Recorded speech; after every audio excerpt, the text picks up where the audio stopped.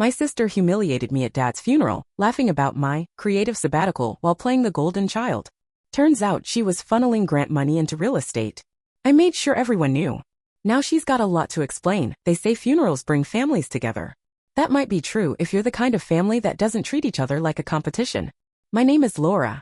I'm 37 years old, and I live in Portland, Oregon. My father's funeral was held in a small coastal town called Mendocino, where he'd retired a few years before he died. That morning, the ocean mist clung to the windows of the chapel, and the air outside smelled like wet pine needles and brine. After the service, everyone shuffled into the community center next door. There were plastic folding chairs, a buffet line of casseroles and cookies, and one of those coffee urns that hiss when you try to pour from it. People chatted in hushed voices, hugging each other, whispering about how at peace he looked. I stood near the back, gripping a paper plate with a slice of lemon pound cake I didn't plan to eat. My hands were shaking, partly from nerves and partly from how little I'd eaten in the past 2 days. Vanessa, my older sister, wore a cream blazer with gold buttons and heels that didn't make sense in this town. Her makeup was perfect. She looked like she was hosting a luxury wellness retreat instead of our father's memorial. When it was her turn to speak, she strode up to the microphone with the confidence of someone who's used to being listened to. Dad always believed in hard work, she began, pausing to let the crowd murmur their agreement. He taught us that success wasn't just about money, it was about making something meaningful. I folded my arms tightly across my chest. She went on, and he raised 2 daughters who turned out very differently. The first ripple of laughter was uncertain, but she smiled wider, encouraging it. Vanessa, our cousin Daria whispered beside me, shifting uncomfortably. Vanessa laughed lightly. I mean, I run a nonprofit and employ 23 people. Laura's on a creative sabbatical that's lasted 6 years and counting. More laughter. This time sharper. I felt the blood drain from my face. Around me, I could see heads turn. Some avoided my eyes. Others didn't bother. My mouth opened then closed. I couldn't make a sound. Vanessa didn't even look at me. She moved on to some story about our dad teaching us to ride bikes. When the speech ended, people clapped politely. A few guests glanced my way, offering tight smiles like they'd just watched someone get pantsed at a wedding. I forced a smile back. I even made a joke to someone in the buffet line about how it was good to know I'm still a mystery to the family. But my stomach was in knots. I barely swallowed 2 bites before I excused myself. That night, I lay in the guest room of Dad's little cedar cottage. The ceiling fan spun slowly above me, but the air felt thick. I stared at the water-stained ceiling and thought about every time Vanessa had pulled something like that, always in public, always framed as a joke. But this? At his funeral? It wasn't just petty. It was cruel. And I didn't even cry. I just lay there, eyes burning, rage and shame sitting side by side in my chest, trading punches. Maybe that was the moment I realized I couldn't keep being the quiet one. The one who took it. Not anymore. I didn't sleep that night. Every time I closed my eyes, I saw her face again, smirking at the mic like she was giving a TED Talk instead of a eulogy. Her words echoed in my head, warped and louder somehow. Creative sabbatical, 6 years and counting. I got up around 4 in the morning and wandered into Dad's study. It still smelled like pipe tobacco and cedarwood. He never smoked, not really, but he used to light one just for the smell. The desk was cluttered, like he just stepped away for a minute, old envelopes, unpaid utility bills, a half-used crossword book. I sat down and opened the bottom drawer. My old sketchbooks were there, the ones I'd left behind when I moved to New York for the fellowship. Some of them were still wrapped in that brown paper he liked to use when mailing packages. I pulled one out and flipped through it. My lines were careful back then. Controlled. Hopeful even. Now they just looked like artifacts from a different person's life. Back then I thought art would save me. I thought I'd get my MFA, land a residency or 2, maybe teach. Then the panic attack started. The show cancellations. The gallery that loved my work suddenly stopped returning my emails. I tried freelance work. Failed. Waitressing. Quit. 1 year turned into 3. Then 6. And now I was here. At 37. No career, no partner, no home that was actually mine. Just a suitcase in the guest room of a man who'd never get to meet the version of me I swore I was going to become. In the kitchen, I poured myself a glass of water and sat at the little breakfast table, the one with the peeling laminate edge. That's when I heard it, Vanessa's voice. She was on the phone in the other room, just loud enough to hear. I already told him to move it before the audit. No, they won't catch it unless someone digs. Of course it's clean on paper. Jesus, I'm not stupid. I froze. She paused. Then in a softer voice, this is about legacy. Dad didn't leave us much, so I'm building something that matters. Legacy? That word sat heavy in the air like smoke that wouldn't leave. I tiptoed back to the study and shut the door behind me. My heartbeat thudded in my ears. What the hell was she talking about? Move what? Audit? My stomach turned, but not with shame this time. Something wasn't right. And for the first time in years, instead of swallowing my anger, I felt it sharpen. She hadn't just humiliated me. She was hiding something. And I was going to find out what. I told Vanessa I'd stay behind in Mendocino a little longer to wrap up Dad's affairs. She barely blinked. That's probably for the best, she said, like she was doing me a favor. I'll be swamped once I'm back in LA with the summit prep and the press junket. Of course she would be. She was scheduled to speak at some high-profile wellness conference next month, building mental resilience in the age of burnout. The irony was almost too much. What I didn't tell her was that I wasn't there to mail out thank you notes or clean out the garage. I was there to figure out what the hell she meant when she said, they won't catch it unless someone digs. So I started digging. First, I combed through Dad's files. He wasn't organized, but he wasn't careless either. His desk drawers were stuffed with decades of paper, tax forms, handwritten passwords, even a manila folder labeled Vanessa, Grant Docs. My heart jumped when I saw it. Inside were printouts of emails between Vanessa and someone named Trevor M., who had a .gov address. She was applying for a sizable federal grant for her mental health nonprofit Mindground. The emails were recent, dated just 4 months before Dad died. There were spreadsheets too.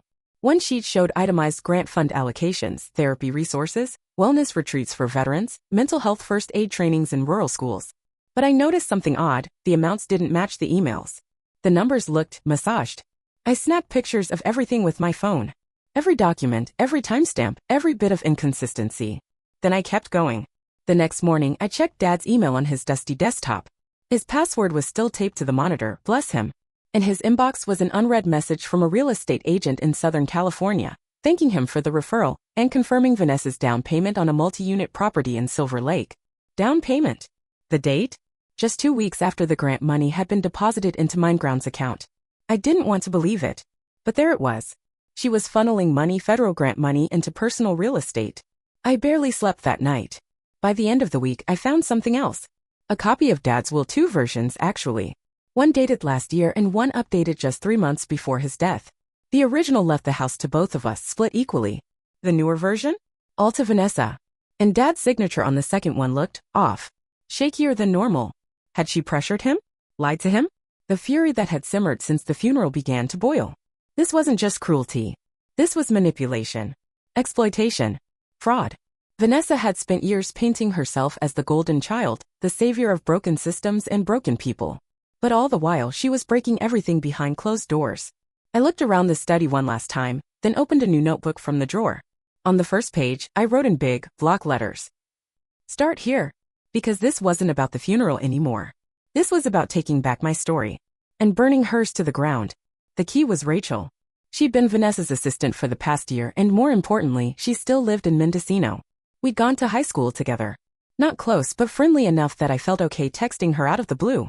Hey, weird question. Do you need help organizing files before that grant audit? I'm still in town and I have free time. She replied 5 minutes later.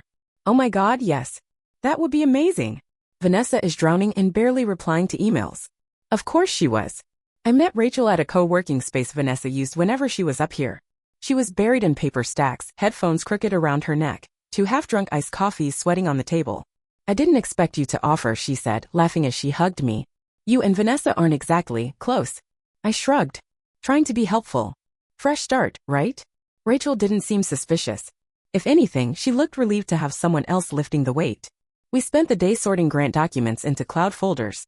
Vanessa had asked Rachel to digitize everything before the audit. She hadn't provided much instruction. That worked in my favor. Around 2 p.m., Rachel went to grab food. Want anything? I shook my head and waited for the door to close behind her. Then I got to work. Vanessa's laptop was open. No password prompt. Bless her self-confidence. I clicked through her folders quickly. Most were labeled with vague names like Wellness 2019 or Prestex.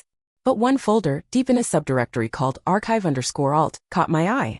Inside, PDFs of receipts with redacted details. Scan checks with the memo lines blurred. One invoice listed speaker honorarium for outreach program, $12,500, paid to someone who didn't exist. I screenshot everything.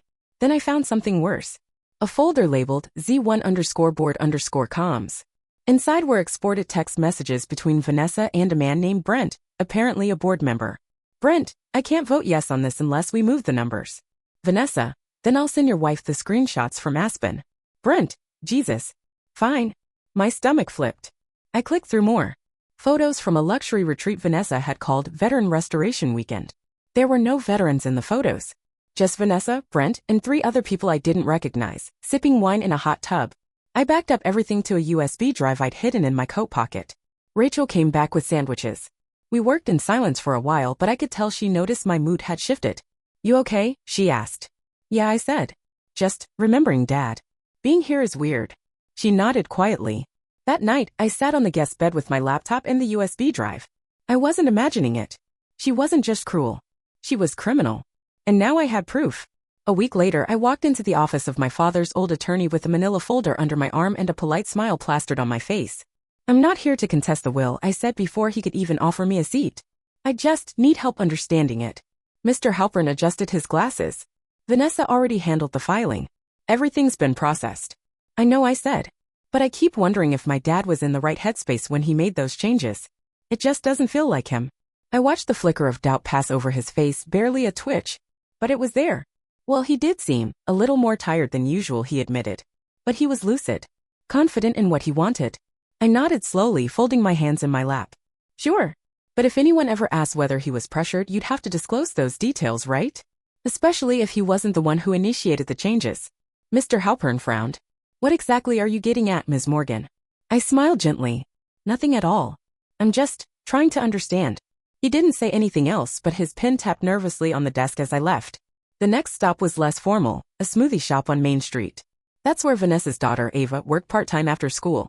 She was 15, smart, introverted, and had always seemed a little lost in her mother's orbit. She lit up when she saw me. "Aunt Laura, mind if I sit a minute?" I asked. "Your mom said I could swing by." That was a lie, but Ava didn't question it. We sat in the corner with 2 acai bowls. I let her talk about school and her photography project and the new boy she liked but wouldn't admit to. I listened. Genuinely. Then after a pause, I asked gently, "How's your mom been lately?" Ava looked away. "Busy? She's always working. Always talking about the brand.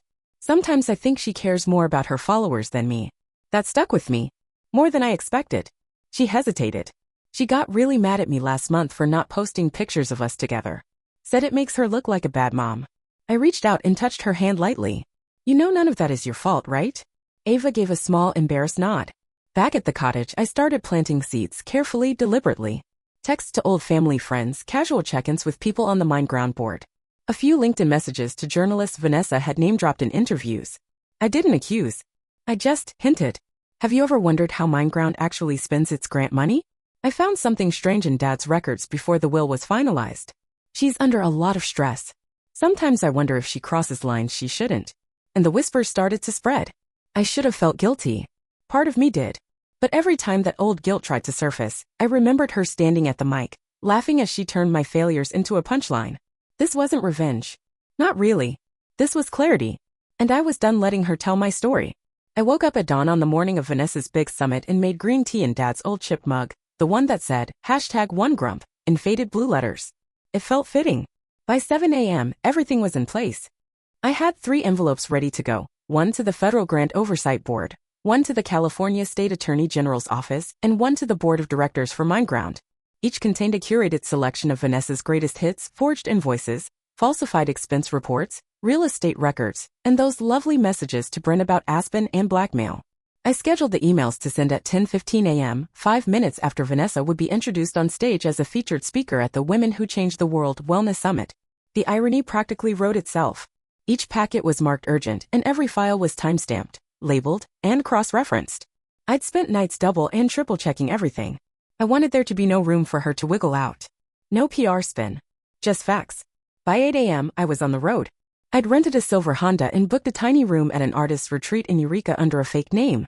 Nothing dramatic, just a simple alibi in case anyone started asking questions. I told Vanessa I was heading back to Portland to regroup, and that she was welcome to hold onto Dad's house as long as she needed. She thanked me like I was the one begging for grace. At 10:10 a.m., I found a quiet cafe near the coast. I ordered a pot of jasmine tea and a scone I knew I wouldn't eat. Then I opened my laptop and navigated to the summit's live stream. Vanessa walked out on stage to a standing ovation, all long legs and polished teeth. She was wearing a sleek navy jumpsuit and her signature gold necklace shaped like a lotus. Behind her, the words "Healing from the Inside Out" glowed on a massive screen. The host beamed. It is my honor to present the Social Impact Leadership Award to a woman redefining wellness for our generation. Click. 10:15. I hit send all. The files were on their way. I closed my laptop, set it aside, and wrapped my hands around the warm teacup. My heart thudded once hard, then settled into a steady rhythm. I didn't flinch. I didn't smile. I just breathed. This wasn't a fantasy. It wasn't some cinematic movie climax. It was just me, a chair, and a pot of tea while the woman who built her empire on performance stood on a stage she didn't know was about to collapse beneath her. It started with a flicker. Vanessa was mid-sentence, something about the transformational power of breathwork, when the summit's live stream stuttered. For half a second, the screen pixelated. Then it cut to black. I watched calmly from my cafe table as a spinning wheel replaced her face. The event chat exploded. What happened? Lost video. Anyone else seeing this? Wow, even wellness needs a reboot, LOL. I refreshed the page. Still black. Then Twitter lit up. Mindground's official account posted a generic summit highlight reel at 10:17 a.m. By 10:23, that same post had over 100 quote tweets, none of them positive. I clicked through them one by one. My heart stayed steady. Care to explain the shady invoice trail tied to the Silver Lake property?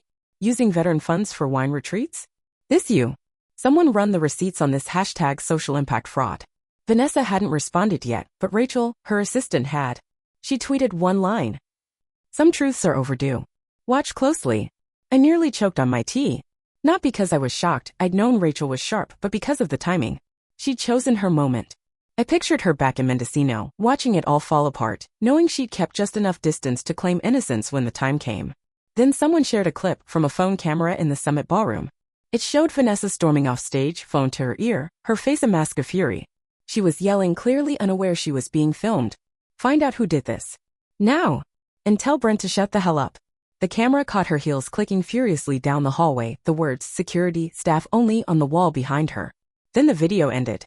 The tweet was captioned. Wellness warrior caught lacking. This leadership award didn't age well. The cafe stayed quiet, the coastal fog pressing gently against the window panes. No one looked at me. No one even noticed me. And that was the point. Let her spin. Let her PR team scramble, let the board schedule emergency meetings and the press draft polite inquiries. I had already moved past it. In the quiet clink of teacups and soft indie music in the background, I sat perfectly still as Vanessa's empire cracked, splintered, and began to crumble, all without me having to lift another finger. No drama. No spectacle. Just the truth at last doing its work. I came back to Mendocino 3 days later. The summit had been officially postponed due to technical difficulties. Mindground's website quietly removed Vanessa's keynote from its agenda. Her Instagram, usually a carousel of yoga poses and polished captions, had gone dark. No new posts. No comments allowed. But the cottage was the same. Still smelled like cedar and salt. Still creaked when you stepped too hard on the third stair. When I pulled into the driveway, my Aunt Carol was waiting on the porch with a Tupperware of lemon bars. She didn't say anything at first. Just hugged me. Tight. Then into my ear. It was about time. That was all. Inside, the silence was louder. No calls from cousins. No awkward condolences. Just space. Later that night, I was brushing my teeth in the tiny guest bathroom when I heard the knock. 3 taps. Then a pause. Then one more. I opened the door to find Vanessa. Her hair was pulled back hastily, and her makeup was gone. Not minimal gone. Her eyes were puffy. Her blazer was wrinkled. She looked smaller than I'd ever seen her. You ruined everything. She hissed before I could even say hello. I leaned against the doorway, toothbrush still in hand. No, I said calmly. You did that. I just stopped hiding it. She stared at me, blinking hard like she wasn't expecting me to be. Still. Unshaken. You don't understand what this has cost me, she said, her voice cracking. I built that from nothing. I was doing good work. I shrugged. Maybe. But you were also stealing. And lying. And blackmailing people to keep your secrets. Her mouth opened but nothing came out. For the first time she didn't have a spin. She stepped inside, pacing in the narrow hallway like she was looking for somewhere to place her grief. You think I had it easy? You think being the golden one was actually some dream life? I had to hold everything together. I had to be someone. You didn't have to be a criminal, I said. She flinched. Dad always gave you the soft landings. I had to earn everything. You had the breakdowns. The sabbatical. The messes. I was the one who cleaned it up. I looked her in the eye. No, Vanessa. You were just better at hiding yours. She stopped pacing. I let the silence stretch. This isn't about revenge, I said quietly. It's about not letting you take any more pieces of me. She stared at the floor. For a second she looked like she might cry. But then she straightened, lips pressed into a line. You've made your point, she said. Not a point, I replied. A boundary. She didn't argue. She turned and left without saying goodbye. The screen door creaked, then slammed. I exhaled, slow and steady, and closed the bathroom door. For the first time in my life, I wasn't chasing her approval. I was done being the joke. I didn't stay long after Vanessa's visit. The next morning, I packed my bag, stripped the guest bed, and left the cottage keys in the bowl by the front door. The house felt hollow, like the air had finally settled now that all the pretending had been scraped out. I didn't leave a note. There wasn't anything left to say. Instead of heading back to Portland, I drove north to Arcata. Small, artsy, quiet. An old mentor of mine, Diane, lived there. She was one of the first people who believed in my work back when I still believed in it myself. I hadn't seen her in years. When I showed up at her front steps with a duffel bag and a tired smile, she just pulled me into a hug and said, "Well, about damn time." She gave me the guest room and full access to her cluttered studio. Pastels, charcoals, ink, supplies stacked everywhere like little promises. I started painting again. Nothing big. Nothing dramatic. Just slow movements, shapes that didn't have to mean anything yet. It felt awkward at first, like using a muscle I'd forgotten I had. But it wasn't about a gallery show anymore. It wasn't about saving face. It wasn't even about proving Vanessa wrong. It was just mine. I applied to a low-residency MFA program 2 towns over. The kind that didn't care how many years had passed since your last exhibit. I wrote an honest application. No gloss. No buzzwords. Just the truth. I want to make art again. And I'm ready for it to be quiet. I didn't call my mother. Or any of the cousins who'd spent years smiling at Vanessa's stories at my expense. I didn't return texts from family friends suddenly checking in. The only person I kept in touch with was Ava. She sent me a photo of the ocean every few days. No captions. Just waves and sky and space. I started sending her photos of paint-stained paper in return. Our own language. Vanessa tried calling once. Blocked number. No message. I didn't unblock her. Maybe someday we'll talk. But it'll be on my terms, not hers. One morning, with the sun streaking in through Diane's studio windows, I started writing. Not a blog post. Not a tell-all. Just an essay I titled The Space Between Sisters. I didn't plan to publish it.